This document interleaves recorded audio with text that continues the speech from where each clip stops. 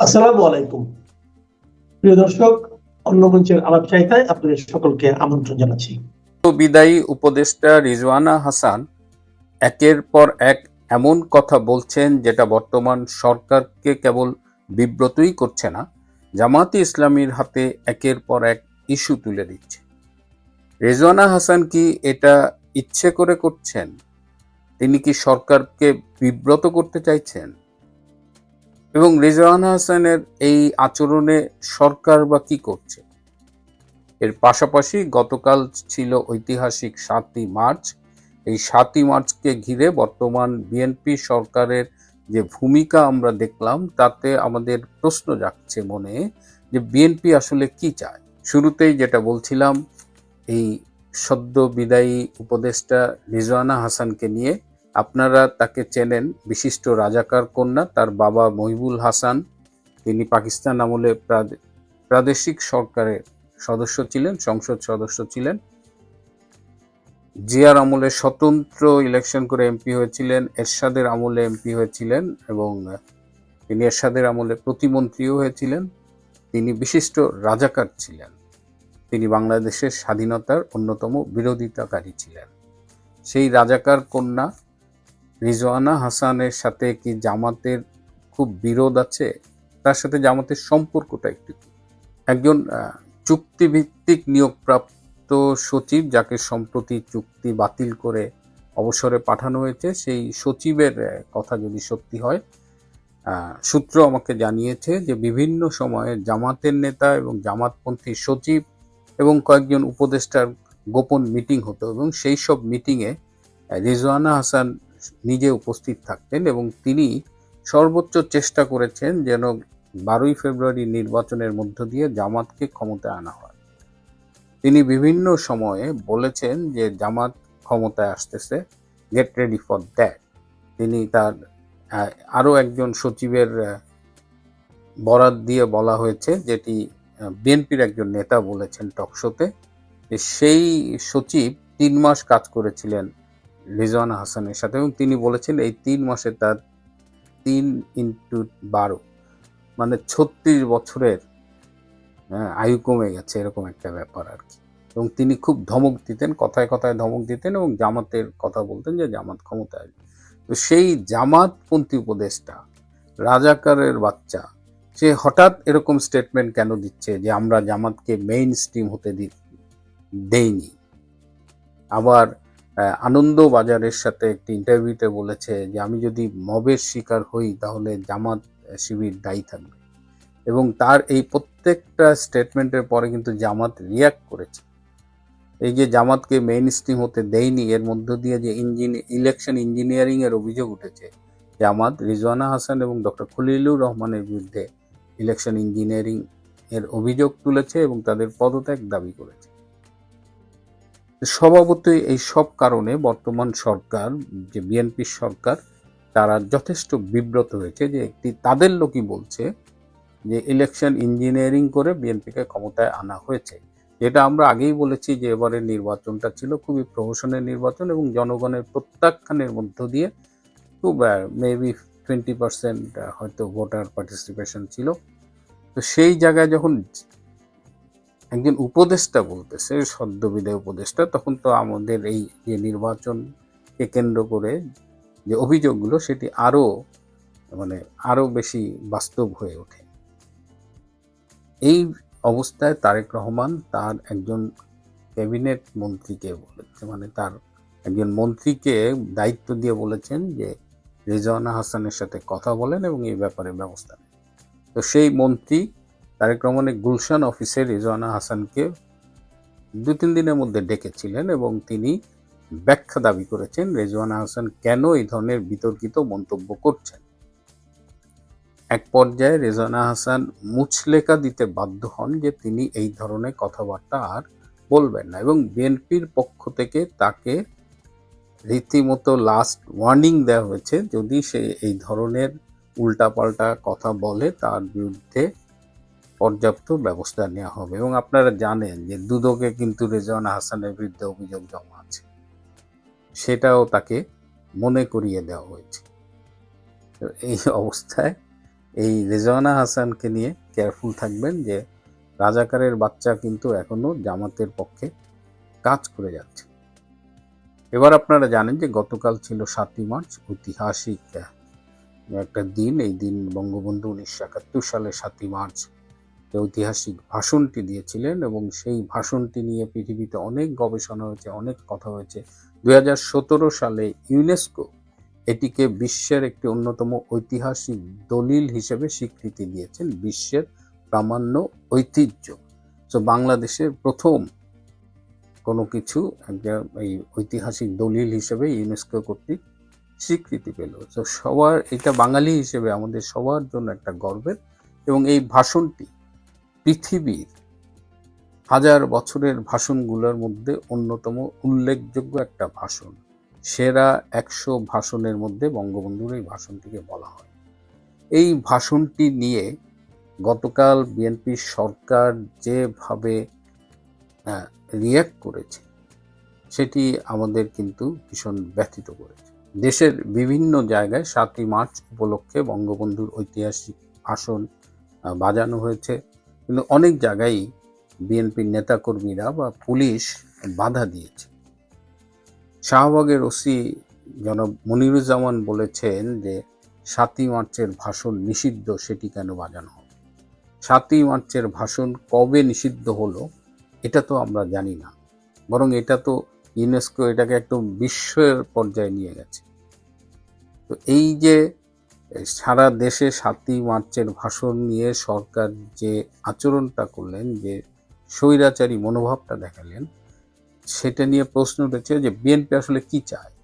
BNP একদিকে বলে তারা মুক্তিযুদ্ধের পক্ষের দল, একবার 71-এর কথা বলে, বা জামাতকে 71-এর বিরোধী শক্তি বলে কথা বলে, আবার নিজেরা যা করছে সেটা তো সেই তাদের অবস্থানটাও তো মুক্তিযুদ্ধের বিরুদ্ধে চলে যাচ্ছে। বিটিভিতে দেখলাম যে স্বাধীনতার ঘোষণার জিয়াউর রহমান যেটি বলেছিলেন সেটিকে খণ্ডিতভাবে দেখানো হচ্ছে। জিয়াউর রহমান স্বাধীনতার ঘোষণায় বলেছিলেন on behalf of Sheikh Mujibur Rahman, Sheikh Mujibur রহমানের পক্ষে তিনি স্বাধীনতা ঘোষণা করছেন। আর সেখানে বিটিভি এই শেখ মুজিবুর রহমানের পক্ষে এই অংশটা কেটে আই মেজর জিয়াউর রহমান দিয়ে স্বাধীনতা ঘোষণা করছি বলছে। বিএনপির এটা মনে রাখা উচিত যে 71-এর প্রশ্নে, বাংলাদেশের মুক্তিযুদ্ধের প্রশ্নে এর বিরুদ্ধে গিয়ে বাংলাদেশে কিন্তু কোনো শক্তি দাঁড়াতে পারেনি। এমনকি যে ইউনূসের 18 মাসের শাসন, তার যে এই চ্যাংড়া প্যাংড়াগুলো ছিল, এই সমন্বয়ক এনসিপি, এরাও কিন্তু স্বাধীনতাকে হেয় করার চেষ্টা করেছে, স্বাধীনতাকে বিতর্কিত করার চেষ্টা করেছে, 24 দিয়ে 71-কে মুছে ফেলার চেষ্টা করেছে। তারা কিন্তু পাত্তা পায়নি। বিএনপি নির্বাচনের আগে বরং মুক্তিযুদ্ধকে আঁকড়ে ধরেছিল, কিন্তু 7ই মার্চের ভাষণ নিয়ে তারা যেটা করলো সেটা কিন্তু তাদের ভবিষ্যৎকে কিন্তু বিপন্ন করবার একটা সূচনা আমি বলবো। ক্ষমতা নিয়েছে 1 মাসও হয়নি, তাদের ব্যর্থতার তালিকা কিন্তু দীর্ঘ হচ্ছে। বাংলাদেশের মূল্যস্ফীতি আবার 9% ছাড়িয়েছে।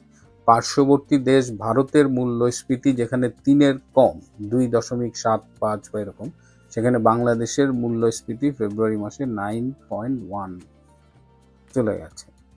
তো এই দিকে তাদের মনোযোগ নেই। বিদ্যুৎ নিয়ে এই যে গ্রীষ্মকাল আসছে, কি হবে সেটা নিয়ে দেশবাসী ইতিমধ্যে আতঙ্কিত। তেল নিয়ে গত 2 দিন ধরে যে তামাশা চলতেছে, সেখানেও সরকারের কোনো সাফল্য নেই। এর মধ্যে মুক্তিযুদ্ধ নিয়ে যদি সরকার এই ধরনের কার্যক্রম চালায় তাহলে সেটা অন্তত বিএনপি সরকারের জন্য কোনো মঙ্গল বয়ে আনবে না। এদিকে খুব দ্রুতই শুরু হচ্ছে সন্ত্রাস বিরোধী অভিযান। চট্টগ্রাম থেকে খবর পেলাম সেখানে প্রায় 1-1.5 হাজার পুলিশ আশেপাশের থেকে আনা হয়েছে এবং আগামীকাল থেকে সেখানে বাড়িতে বাড়িতে তল্লাশি অভিযান চালানো হবে। আশঙ্কা করা হচ্ছে যে সন্ত্রাস বিরোধী অভিযানের নামে এটা আবার আওয়ামী লীগের নেতাকর্মীদের হয়রানি করার কোনো অভিযান না হয়। আওয়ামী লীগের প্রতি বিএনপির সরকারের যে আচরণ সেটা নিয়েও কিন্তু অনেক কিছু বলবার আছে, সেটা আজকে আর বলবো না। আজ এ পর্যন্তই। ভালো থাকবেন, সুস্থ থাকবেন, তার চেয়েও জরুরি হলো নিরাপদে থাকবেন। কাজেই বোঝা যাচ্ছে এই সরকারের আমলেও কোনো সাধারণ মানুষও 32 নম্বরের পথে যেতে পারবেন না, 32 নম্বরে গিয়ে দুটো ফুল দিতে পারবেন না। আর প্রশ্ন করা হবে, কই কেউ তো বঙ্গবন্ধুর বাড়ির দিকে পাও মারাচ্ছে না, কাউকে তো দেখা যাচ্ছে না আওয়ামী লীগের যারা রাজপথে নামছে এবং 7ই মার্চের মতো দিনে বঙ্গবন্ধুকে শ্রদ্ধা জানাতে যাচ্ছে। মানে প্রশ্ন করবেন, কিন্তু পরিস্থিতিটা তারেক রহমানও এমন করে রাখবেন একটা স্পষ্ট বার্তা এই 7ই মার্চেই তারেক রহমান সকল পর্দা খসিয়ে আওয়ামী লীগের উদ্দেশ্যে দিয়েছে। মার্চ মাসটা বাংলাদেশের এমন এক মাস যে সে মাসে নানা পক্ষের পর্দা, যেসব ধোঁয়াশা থাকে, দ্বিধা থাকে, সংশয় থাকে, সেসব নিয়ে যে এক রকমের ঘোলাটে পরিস্থিতি সৃষ্টি হয়, সেসব এক রকমের খসে পড়ে। মানে যেখানে যা পর্দা থাকে তা একরকম খসে পড়ে, কারণ মুক্তিযুদ্ধটাকে কে কিভাবে দেখেন, মুক্তিযুদ্ধের ইতিহাসকে কে কোন বয়ানে বিশ্বাস করেন, কার নেতা কে থেকে শুরু করে অনেক কিছু খুব স্পষ্ট হয়ে যায় এই মার্চ মাসে এসে। কাজেই 12ই ফেব্রুয়ারির নির্বাচনের পর তারেক রহমান ক্ষমতায় আসার পর থেকে এই যে ধোঁয়াশা ছিল যে তারেক রহমান কি মুক্তিযুদ্ধের পক্ষ শক্তির সর্ববৃহৎ প্রতিভূ হিসেবে, প্রতিনিধিত্বকারী দল হিসেবে বাংলাদেশে একটা অন্তর্ভুক্তিমূলক অসাম্প্রদায়িক রাজনৈতিক পরিবেশ বজায় রাখার প্রয়োজনীয়তার স্বার্থে তিনি কি সত্যি আওয়ামী লীগের রাজনৈতিক পরিবেশ উন্মুক্ত করে দেবেন? কারণ ভুলে গেলে তো চলে না, বিএনপি 2024-এর 5ই আগস্টের পর থেকে তাদের যখন প্রধান রাজনৈতিক প্রতিপক্ষ বাংলাদেশের রাজপথে হয়ে উঠেছে জামায়াতে ইসলামী, তখন থেকে ভীষণভাবে মুক্তিযুদ্ধ প্রেমী হয়ে উঠেছে এবং মুক্তিযুদ্ধ করতে করতে ফেনা তুলে যে তাদের প্রতিপক্ষ দল কি মুক্তিযুদ্ধ বিরোধী শক্তি, তারেক রহমানের ভাষায় তারা তখন যুদ্ধাপরাধের সঙ্গে জড়িত ছিল, নারী ধর্ষণের সঙ্গে জড়িত ছিল, এসব অভিযোগ করতে করতে তারা বলে এসেছে বাংলাদেশের মুক্তিযুদ্ধের পক্ষ শক্তির জন্য একমাত্র দল হিসেবে আওয়ামী লীগ নিষিদ্ধ হওয়ার পর তারাই টিকে আছেন। এবং এটা এক রকমের ওপেন সিক্রেট যে শেষ পর্যন্ত যেই পরিস্থিতিতে নির্বাচনটি অনুষ্ঠিত হলো, যখন কিনা বাংলাদেশে জামায়াতে ইসলামী সহ ইসলামপন্থী দলগুলো একটা শক্তিশালী রাজনৈতিক অবস্থানে, এবং অনেক জরিপ বলছে একেবারে বিএনপির সঙ্গে তাদের হাড্ডাহাড্ডি লড়াই হবে। অনেক জরিপ, অনেক বিশ্লেষক বলছেন যে ঠিক যেভাবে বাংলাদেশের পাবলিক বিশ্ববিদ্যালয়গুলোতে তাদের ছাত্র সংগঠন ছাত্র শিবির বিপুল জয় পেয়েছে, জামায়াতে ইসলামী এবং জামায়াতে ইসলামীর সঙ্গে থাকা জাতীয় নাগরিক পার্টি এই জোটটিও বাংলাদেশের জাতীয় নির্বাচনে বিপুল জয় লাভ করবে, তখন সত্যিকার অর্থেই বিএনপি আর তারেক রহমানের বিএনপির পেছনে গিয়ে বাংলাদেশের মুক্তিযুদ্ধের পক্ষ শক্তির পুরোটি গিয়ে দাঁড়ানোতেই, মানে যার একটা বড় অংশ আওয়ামী লীগের ভোটার, তারা বাংলাদেশকে এক রকমের কট্টর পন্থার হাত থেকে বাঁচাতে, মুক্তিযুদ্ধ বিরোধী শক্তির হাত থেকে বাঁচাতে তারেক রহমানদের ভাষাতেই বিএনপিকে দলে দলে গিয়ে ভোট দিয়েছেন এবং তারেক রহমান বিজয়ী হয়ে প্রধানমন্ত্রী হয়েছেন। কাজে সব মিলিয়ে প্রত্যাশা ছিল, বিদেশি চাপ আছে, দেশি গুরুত্বপূর্ণ পক্ষের চাপ আছে অন্তর্ভুক্তিমূলক পরিবেশ সৃষ্টির, কট্টর পন্থা থেকে বাংলাদেশের রাজনীতিকে সরিয়ে আনার। কাজেই তারেক রহমান, যিনি নির্বাচনের আগেও বিভিন্ন সাক্ষাৎকারে বলেছেন যে তিনি রাজনৈতিক দলের উপর নিষেধাজ্ঞায় বিশ্বাস করেন না, কারণ আজকে যদি একটা দলের উপর নিষেধাজ্ঞা আরোপ করে রাখা যায় তাহলে নিশ্চয়ই একসময় তার দলের উপরও নিষেধাজ্ঞা আসতে পারে, এ ধরনের নানা কথা বলে রাখায় এই প্রত্যাশা আরো বাড়ছিল। এবং এই ইঙ্গিতটা যদিও 12ই ফেব্রুয়ারির পর থেকে পরিষ্কার হচ্ছিল না, মানে কারণ আওয়ামী লীগের শীর্ষ যেসব নেতাকে ভুয়া মামলায় আটকে রাখা হলো 18 মাস ধরে, তাদের কারো জামিন হচ্ছে এমন কোনো খবর পাওয়া যাচ্ছিল না। আওয়ামী লীগের রাজনীতির সমর্থন বলে সাংবাদিক, সুশীল সমাজের প্রতিনিধি, ব্যবসায়ী, তাদের বিরুদ্ধে যেসব হয়রানিমূলক মামলা কিংবা গ্রেফতার, তারা মুক্তি পেয়েছেন এমনও কোনো ইঙ্গিত আসছিল না। কিন্তু আশাবাদটা জারি ছিল যে বিএনপি এই কাজটি করবে ধীরে ধীরে, কারণ তার যে বিরোধী রাজনৈতিক পক্ষ তারা ক্রমাগত হুঙ্কার দিচ্ছিল জামায়াতে ইসলামী জাতীয় নাগরিক পার্টি, যে বিএনপি নাকি পায়তারা করছে আওয়ামী লীগকে রাজনীতিতে ফিরিয়ে আনার। কারণ বিভিন্ন জায়গায় আওয়ামী লীগের কিছু অফিস খুলেছে, আমার দেশ পত্রিকার খবর মতো অন্তত 39টা জায়গায়, এবং সেসব অনেক জায়গায় পরে গিয়ে বিএনপি কিংবা জাতীয় নাগরিক পার্টির নেতাকর্মীরা হামলা করেছেন, আবারও অগ্নিসংযোগ করেছেন বটে। তবু বলা হচ্ছিল এটা তারেক রহমানের ইঙ্গিত, মানে আমরা অনেকেই ভাবছিলাম এটা তারেক রহমানের ইঙ্গিত যে তিনি ক্রমাগতভাবে আওয়ামী লীগের জন্য একটা রাজনৈতিক পরিসর পরিষ্কার করবেন। 7ই মার্চে এসে বিএনপি একেবারে তার পুরনো রূপে ফিরে গেছে। একদিকে যেমন 7ই মার্চে তারা এক নতুন দিবস হাজির করেছে, তারেক রহমানের 20তম কারাবন্দী দিবস। মানে বিপুল দুর্নীতি আর হাওয়া ভবন কেলেঙ্কারির জন্য যখন সেনা সমর্থিত তত্ত্বাবধায়ক সরকার 2007 সালের 7ই মার্চ তাকে কারাবন্দী করেছিলেন এবং তারপর 18 মাস ধরে আটকে রেখে যথেচ্ছ নির্যাতন চালানো হয়েছিল, তার উপর মেরুদণ্ডের হাড় ভেঙে দেওয়া হয়েছিল সেনা হেফাজতে নিয়ে, সেই দিবসটিকে তারা এক মহা সমারোহে পালনের সিদ্ধান্ত নিয়েছে 2026 সাল থেকে। কারণ যাতে 7ই মার্চের একটা পাল্টা বয়ান হাজির করা যায়, যেখানে দিবসটা বঙ্গবন্ধুর এবারের সংগ্রাম, মুক্তির সংগ্রাম, এবারের সংগ্রাম, স্বাধীনতার সংগ্রাম ডাক দেওয়ার দিবস না থাকে।